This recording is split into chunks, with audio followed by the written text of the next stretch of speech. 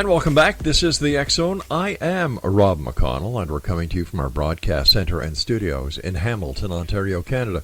Now, if you'd like to send me an email and send us any comments, suggestions, or, yes, even those nasty letters that some people who have nothing better to do with their time, you can send me an email to xzone at xzoneradiotv.com on all social media sites, Xzone Radio TV. And to find out about the programming we have available for you 24/7, 365 on the X Zone Broadcast Network, visit www.xzbn.net. And for the programming lineup on the X Zone TV channel on SimulTV, visit www.simultv.com. Starting February the 1st, we will be on iLaunch television throughout the United States. And later on in the month of February, we're going to be carried by Comcast. More information on that as we get it here. So, as always, here there is total transparency between what we do here at REL-MAR and with you, the members of the X Zone Nation. My guest this hour is HERMAN BAUER. He is an emeritus professor of chemistry and science studies at Virginia Polytech Institute and State University, also known as Virginia Tech. He is the author of several books and articles on fringe science, arguing in favor of the existence of the Loch Ness Monster and against Immanuel Velikovsky, and is an AIDS denialist. Following his retirement in 1999, he was editor-in-chief of the Journal of Scientific Exploration, a fringe science publication, and Henry also served as Dean of the College of Arts and Sciences, at Virginia Tech, generating controversy by criticizing affirmative action. His website, www.henrybauer.homestead.com. And Henry, welcome to the X Zone. Thank you. Glad to be here. Tell me about the Loch Ness Monster. I got interested in that more than 50 years ago when by chance I picked up a book called Loch Ness Monster by Tim Dinsdale, and this was around 1960. And I remember that at that time I was fully aware that the Loch Ness Monster was a myth and a tourist trap. And so I had a sort of mental sneer as I picked up this book.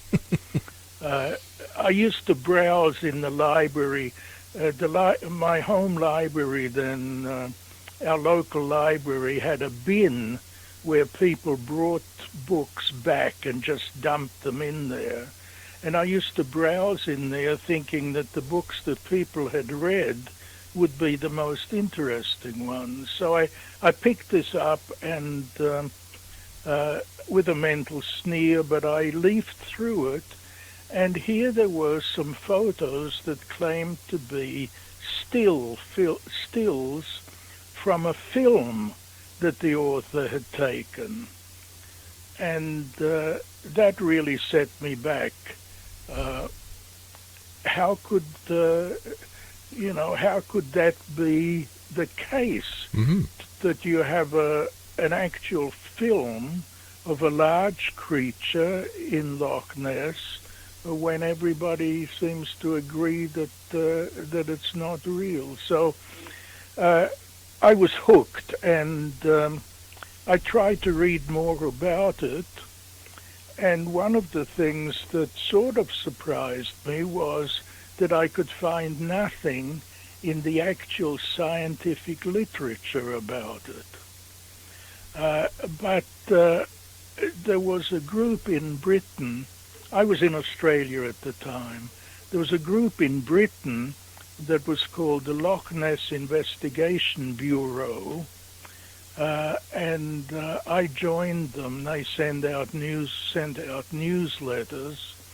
And so for about a dozen years, I was being kept abreast of what these Nessie hunters were doing. And then a dozen years later, in 1972, I took a sabbatical leave in England, And in the springtime, we went to have a look at Loch Ness.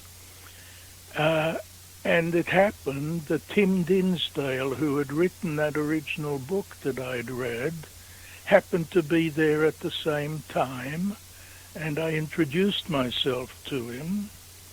And years later, when I was at the University of Kentucky, in Lexington, Kentucky, in the United States, I arranged some lecture tours for Tim.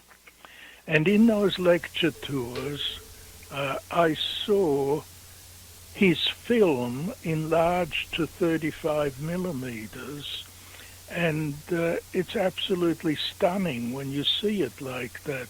You see this enormous wake being thrown up by something that is moving in a curved path through the water, and then it submerges, and yet the wake continues. So this is some animal, an animate thing that is quite large and that submerges and then comes up again. So that evidence seemed to me to be pretty conclusive. But then in the 1970s, there were also some underwater photographs taken. And over the years, there have been many contacts by sonar with some sort of large moving underwater objects. The information you get from sonar is quite limited, though. Right. It doesn't give you shape.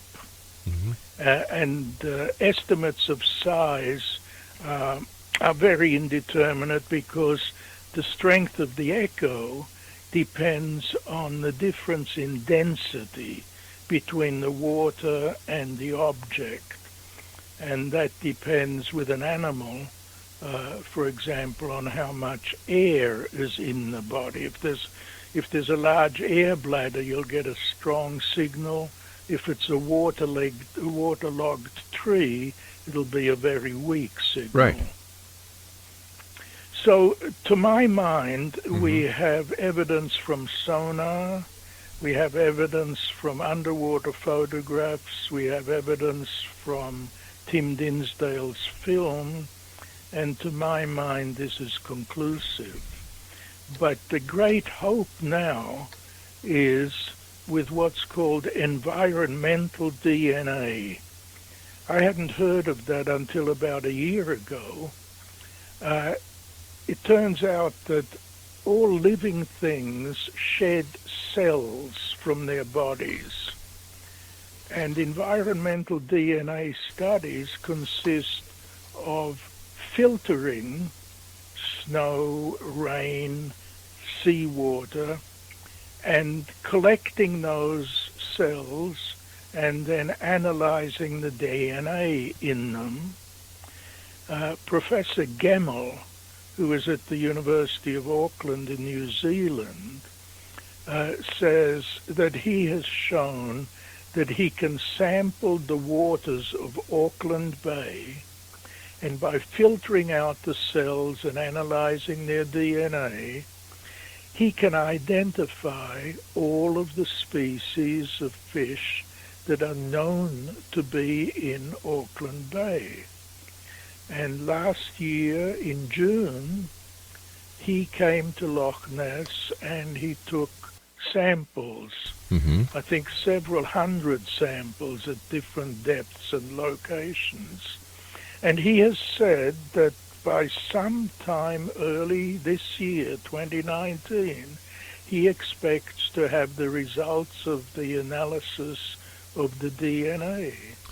Fascinating. So my prediction is that there will be some unidentified DNA that seems somehow related to marine reptiles of some sort. All right, Professor, I hate to do this, but I have to take my break. Please stand by, okay. sir. Great having you with us. And Exo Nation, our guest this hour Henry BAUER and I will be back on the other side of this break as we continue our investigation into the world of the paranormal and the science of parapsychology from here in the X Zone with yours truly, Rob McConnell.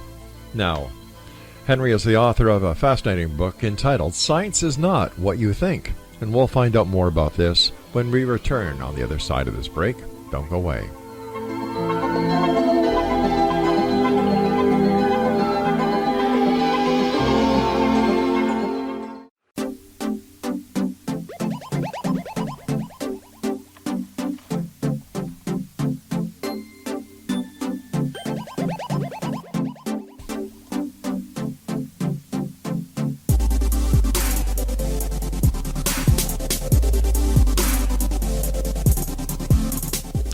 Exonation, Henry Herman BAUER is our very special guest this hour.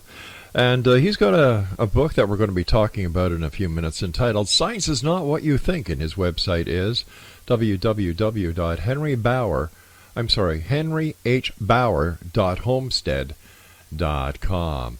Now, Henry, before we went to the commercial break, we were talking about Loch Ness and how this other scientist from Australia has developed system that will be able to read the DNA that is in the loch water, and he's taken several hundred samples of the loch at different places. So please continue, sir. Right. It seems sort of like magic to me, but apparently these sort of environmental DNA studies are used for a number of things. For example, in Canada, apparently they track how lynxes move around by sampling the snow for the lynx DNA. Interesting. Yeah, at any rate, my prediction is that when the results from Loch Ness are announced, part of that will be that there is some DNA from an unidentified species that seems to be closely related to marine reptiles, possibly something like leatherback turtles. And, the most popular view of what Nessie is a plesiosaur. Yes. Creatures that have been extinct for tens of millions of years. But in the evolutionary tree, the plesiosaurs are in the same general lineage as turtles and snakes. And leatherback turtles have actually been seen around Scotland in the oceans there. So at least we know that those critters can stand the temperatures there. So at any rate, this is my prediction. Well, all right. You'll have to keep us in the loop on what happens, sir. This is very interesting information. Now, you've written a book that is entitled Science is Not What You Think. Why did you write this book, sir? Because I've become very, very frustrated by the degree to which people more or less automatically accept whatever official pronouncements are made about science. And the problem is that on at least two issues, I believe those pronouncements are wrong on really major issues of importance to lots of people, namely HIV/AIDS and human-caused climate change. The problem is that science has developed such a splendid reputation for the advances that it made over the last couple of 100 years that it seems inconceivable to most people that official pronouncements about science could be wrong about anything as major as climate change or HIV/AIDS. So, people don't really try to look at the evidence for themselves. So the aim of my book is to give a realistic picture of what science really is, namely a human activity. People do science, and consequently it's also fallible. The history of science is perfectly clear that scientists went wrong on all sorts of things very, very frequently before they learned more and corrected previously mistaken views. But people are not aware of this generality of science having been wrong. For example, many people have heard of Thomas Kuhn, who wrote about scientific revolutions. And they interpret this as scientific revolutions were tremendous advances, jumps forward in science.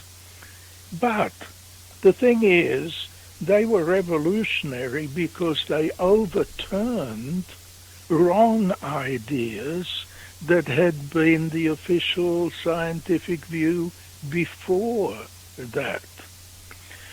So that is one of the things that I hope people will gather from the book, that it's a human activity, it's fallible. The history of science is the history of all sorts of tentative trial and error things until better views were arrived at. Yeah, sorry. No, I was just going to ask you, sir, about your opinion on HIV/AIDS. Yeah, I turned from chemistry to science studies because I wanted to understand how science really works, and I'd been stimulated by Nessie and science not having anything to say about it. So I made a specialty of looking for controversial issues. And by looking for controversial issues in the early 1990s, I came across this phenomenon that there were people who denied that HIV caused AIDS. So I read into what they were saying, and I found it plausible, but I certainly didn't find it convincing until in the early 2000s, one of those books said that when the U.S. Army started to test potential recruits for HIV, they found that all across the United States, teenage girls were testing HIV positive as frequently or more frequently than teenage boys. This was in the mid-1980s. And that simply could not be true because the official view is that HIV entered the United States in the late 70s in ghettos of gay men. There's no way in which a sexually transmitted agent could have spread from ghettos of gay men in a few large cities in the United States, so that just half a dozen years later, teenage girls would be as often infected as teenage boys all over the country, Montana, Idaho, Louisiana, everywhere. Well, one of the things that I knew about science was that you do not accept one research report. So I looked at the original, but it said what it had been quoted to say. So then I looked for other reports of HIV testing, and eventually I had looked at the published reports of HIV tests in the United States from the early 1980s into the late 1990s, and it was one of the most emotionally intense experiences of my life, because those reports had patterns in them that are simply incompatible with an infectious agent or a sexually transmitted agent. For example, in any group that's tested, the likelihood of being HIV positive increases with age from the teens up to early middle age, the late 30s, early 40s, and then declines again. Any group that you test has that. Every group that you test has racial disparities. People of African ancestry will test HIV positive much more often than others. Asians test on average maybe 3 times less than Caucasians. For example, the CDC's latest figures in the United States are that black Americans, males, are 20 times as likely to test HIV positive as Caucasian American males. And there's a similar disparity with black and white women. You do not have that sort of general constant pattern with gonorrhea or syphilis. I mean, those things pop up and die down at various times in various places. All right, Henry, you and I have to take our news break at the bottom of the hour. Please stand by, sir. Exonation, our guest this hour is Henry BAUER, and if you'd like to find out more about Henry, his website is, are you ready for this? www.henryhbauer.homestead.com. And Henry and I will return on the other side of this break as we continue here in the X Zone from our broadcast center and studios in Hamilton, Ontario, Canada.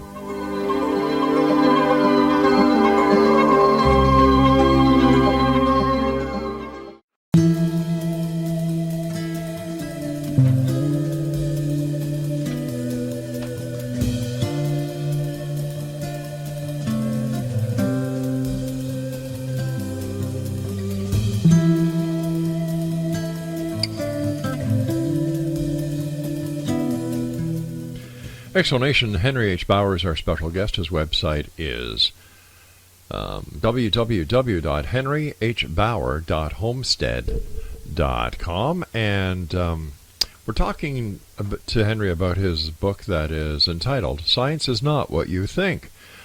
Henry, so why all the misinformation about AIDS and HIV? Well, the history of the thing is that there was this finding that gay men, it seemed largely gay men, were coming up in New York and San Francisco and LA in the early 1980s with these diseases, ailments called opportunistic infections that are normally found or had in the past been found only with people who had damaged immune systems. And for a number of years, the question was whether this seemed to be a lifestyle problem or whether it was a new infectious agent of some sort. And in April of 1984, the Department of Health and Human Services held a public press conference introducing Dr. Gallo of the National Cancer Institute, who said that he had discovered the probable cause of AIDS as a retrovirus. And that was a critical time because biologists of all sorts need funding for their research. And the Department of Health and Human Services, through National Institutes of Health, is the major patron of funds for research. So as soon as Gallo had made that announcement, people rushed in to ask for research money in order to investigate this new infectious agent. The thing is that the original data were mistaken. It was the commonality amongst the original AIDS victims was not that they were gay, it was that they were heavy abusers of drugs, so-called recreational drugs. Right. And Gordon Stewart, a Scottish epidemiologist in the 1970s, when there was a really great drug epidemic in New York, had actually described symptoms that were just like AIDS symptoms amongst people who were abusing injectable drugs. So that was one thing that was wrong in the assumed commonality. And John Lauritsen, who is a gay man and worked as a survey research analyst, was, I think, the first person to point out that if the CDC had classified the early AIDS people not by whether they were gay or not, but by whether they abused drugs or not, they would have found that as the commonality. Another thing that was wrong about what is generally said about the early AIDS victims, you'll read commonly that the early AIDS victims were young, previously healthy gay men. Right. Many years later, Michelle Cochran did a PhD thesis in which she went back to the original medical records in the hospitals out there, and she found that this was really not the case, that the average age of those early AIDS cases was mid to late 30s, and that they had not been previously healthy. They seemed to be otherwise healthy when they approached physicians because of the symptoms they were having. But they all had long histories of many previous venereal infections and antibiotic treatments, both of which tend to harm the immune system. So it seems to me that the evidence is fairly clear that what had happened was that in the early or mid-1970s, there was the Stonewall riots in New York, which were the beginning of gay liberation. And a small proportion of gay men just went wild after that, and what's called the fast lane lifestyle of partying, promiscuous sex, and lots of recreational drugs. Something that has been described, for example, by Larry Kramer, who is also a gay man. Larry wrote a book called Faggots, a novel, but in which he described this non-stop partying, and Larry Kramer himself was sort of ostracized by the gay community because he was criticizing them for concentrating on this sort of behavior instead of enjoying the relative freedom that was coming with less social repression of homosexuality. Another place that describes this original mad lifestyle is a documentary film called When Ocean Meets Sky, and you can locate its website by Googling that, and it describes how Fire Island was a place where people largely from New York would go and party madly with things like near the entrance of a dance hall there would be a bowl of antibiotics for people to take as prophylactic against the sexual infections that they expected to contract during the partying there. The thing is that antibiotics and other infections are damaging to the immune system. Another critical point is that most people are aware that the early AIDS victims had sort of iconic symptoms of purple patches on the skin, which were called Kaposi sarcoma.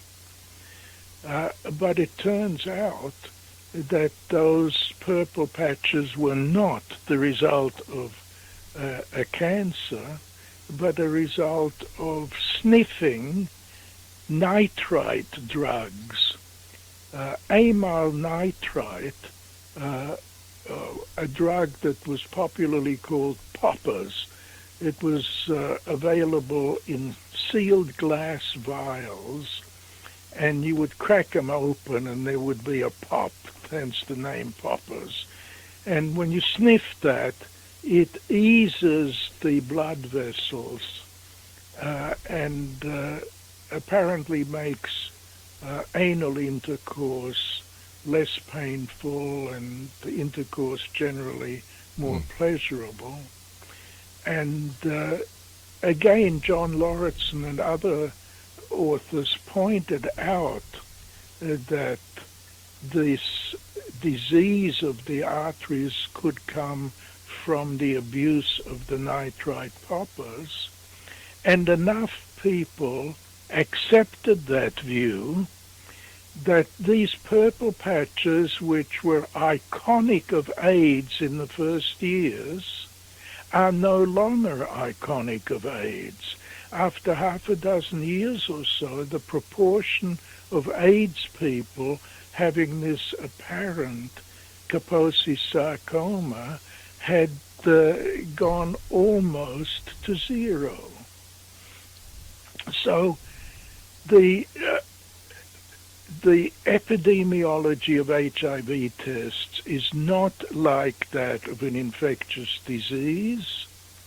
The early AIDS patients were not primarily gay men. They were primarily abusers of so-called recreational drugs. And a disease supposedly iconic of AIDS has almost disappeared within half a dozen years. And, all right, Doc. Yeah. All right, I've got to take my final break here, Henry. Please stand by. Exonation, our guest this hour is Henry H. BAUER, and he's the author of Science is Not What You Think, and his website is www.henryhbauer.homestead.com. And we'll be back on the other side of this break as we wrap up this hour here in the X Zone from our broadcast center and studios in Hamilton, Ontario, Canada. I'll be back. Don't go away.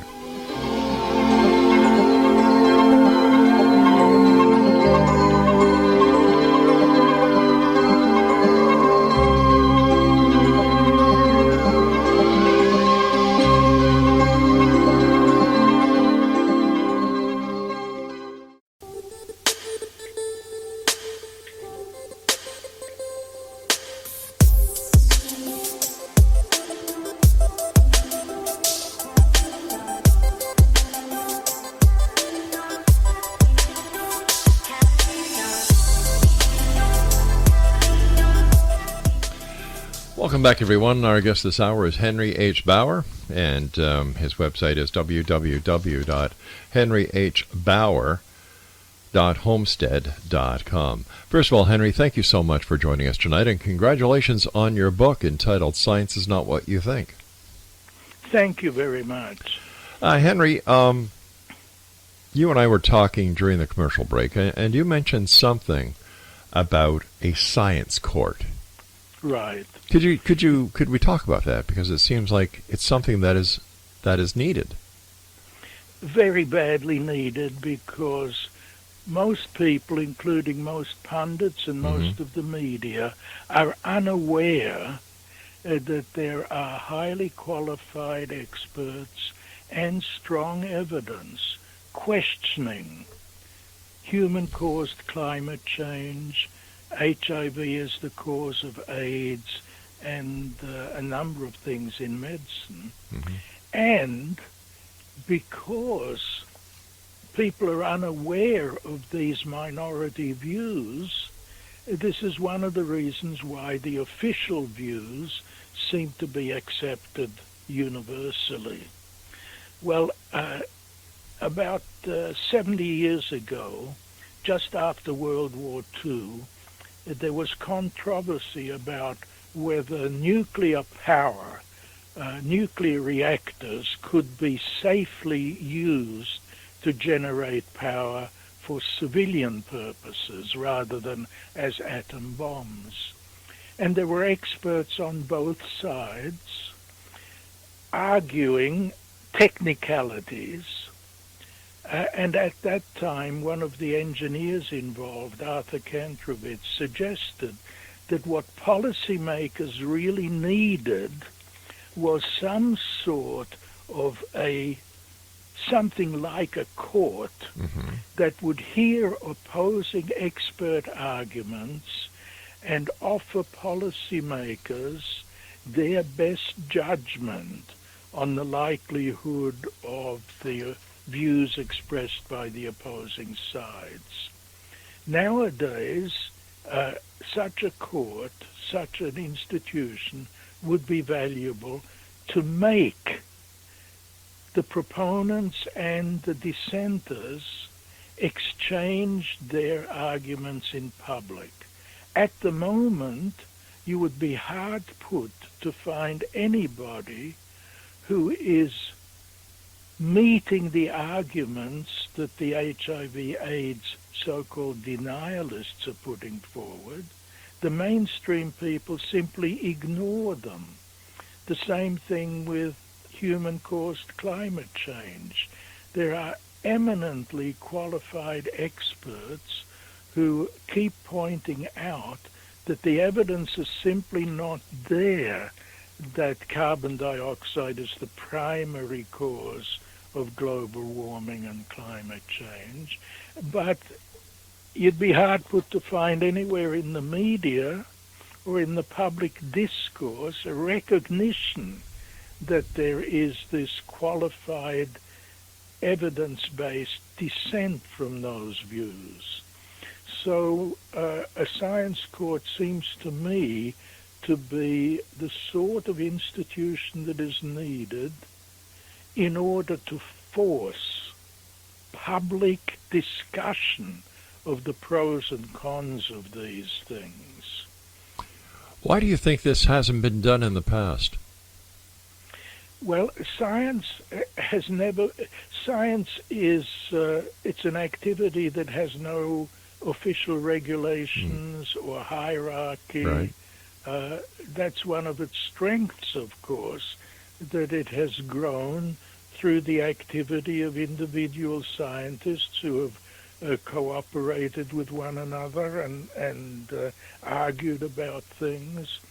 But an essential point, which I start with in my book, is that scientific activity since about World War II is an entirely different thing than it was up to that time. Up to about the middle of the 20th century, you could describe science as an academic activity, a sort of cottage industry of individual entrepreneurs, people who were doing science out of curiosity and just looking for the best explanations for things. The Second World War changed all that because of the atomic bomb, of sonar, radar, and so on. After World War II, there was this famous report by Vannevar Bush called The Endless Frontier, in which he persuaded the President of the United States that if money were put into scientific research, then the civil society could benefit just as in wartime atomic bombs and these other things had helped to win the war. Mm-hmm.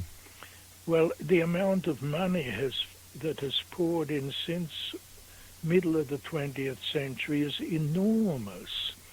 And scientists nowadays are not independent individual entrepreneurs who can work on what they happen to be interested in. They are subject to being able to get grants. They can't publish unless the journal's peer reviewers agree with what they say. So what has come in is a great deal of conformity, a great deal of groupthink. Most people would not imagine that groupthink is something that would apply to science, but it does. It has come about that the mainstream scientific consensus of the people who are in the important positions as editors and reviewers and so on really control what the official views are. And people who dissent from those views run the risk of essentially losing their careers. One example, well-known example of that is Peter Duisberg at the University of California in Berkeley, who was regarded as one of the world's leading virologists. When Gallo said that HIV was the probable cause of AIDS, Duisberg wrote 2 long articles explaining why a retrovirus could not do what HIV was supposed to do. Almost immediately, Duisberg stopped being able to publish in the major journals. He stopped being invited to conferences. He lost his research support from the National Science Foundation and the National Institutes of Health. And he's able to continue doing research only with the help of private patrons. And that same sort of thing applies, unfortunately, across the board now in science. It is patrons and the providers of research funds who really control what science is done, what research is done, and whether or not it gets published. For instance, in the field of medicine, it's quite common for the drug companies to give grants to people in academia to research interesting substances for them. But the providers of the research funds control the publication of the results. And there have been a couple of notorious instances where they refused to let the researchers publish their results because they were not favorable to the potential drugs. Unbelievable. Unbelievable. You know, Henry, this hour has gone by so fast. First of all, I want to thank you so much for joining us. We'll have to have you back on in the future to further discuss the wonderful topics that can be found in your book. And by the way, Exonation, the name of Henry's new book is entitled Science is Not What You Think. And for more information about our guest this hour, Henry H. BAUER, visit www.henryhbauer.homestead.com.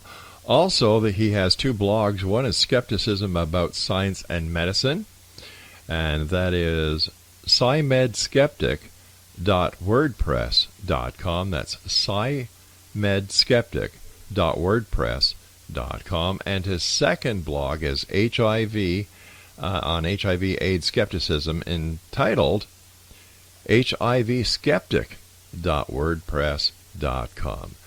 Henry, thank you so much for joining us. Take care of yourself, and I look forward to speaking to you again in the future. Thank you so much for this opportunity. I enjoyed it a great deal. Thank you very much, sir. Keep up the great work, Henry. The world needs you. Thank you. Exonation, I'll be back on the other side of this break as we continue here in the Exxon with yours truly, Rob McConnell, from our broadcast center and studios in Hamilton, Ontario, Canada. I'll be back after the news at the top of the hour at 6.5 minutes past. Don't go away.